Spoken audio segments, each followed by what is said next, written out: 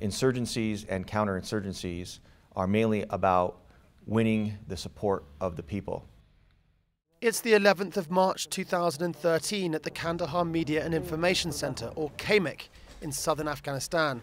Last night, a coalition forces helicopter went down, killing the 5 ISAF troops on board. The KMIC are quick to release a statement on Twitter, stating that there was no enemy activity in the area and that the crash was down to bad weather.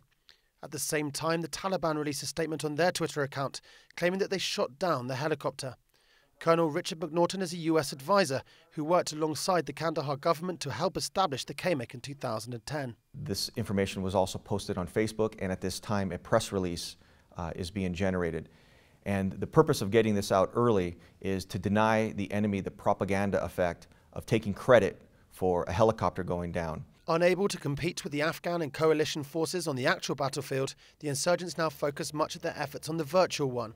Sporadic attacks on government branches, such as the one on the Afghan Defense Ministry in Kabul on March the 9th, are strategic attempts to provoke fear and uncertainty about the government's ability to secure the country. They are so good in propaganda, and they are so good in getting their message out on social media, on internet, to the media and to the people. Although both the KMIC and the Taliban have several thousand followers on Twitter, their primary objective is to get their message out to the journalists, who in turn feed the information to the mass population.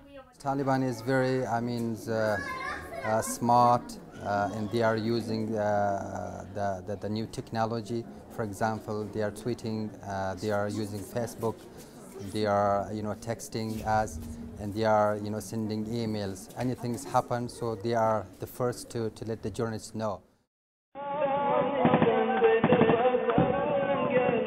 With 18 million mobile phone subscriptions in Afghanistan, Taliban propaganda messages such as this one are easy to circulate. But with both the insurgents and the Afghan government embracing modern media, the information battleground is spread much wider. It becomes quite clear to both the reporters and the public when they read the information that comes out of here and the level of details that we put out regarding an event versus the messaging that the insurgents put out. The choice is quite clear in support of the government. The decision to combat Taliban propaganda in Kandahar by providing local and national press with quick, factual details whenever a situation arises has played a large part in helping to swing public opinion towards the government. But with the 2014 deadline for the transition of all security to the Afghan forces fast approaching and the presidential election in the same year, the battle for public opinion is now at its most critical. This is Jake Tutman reporting from Kandahar for the NATO channel.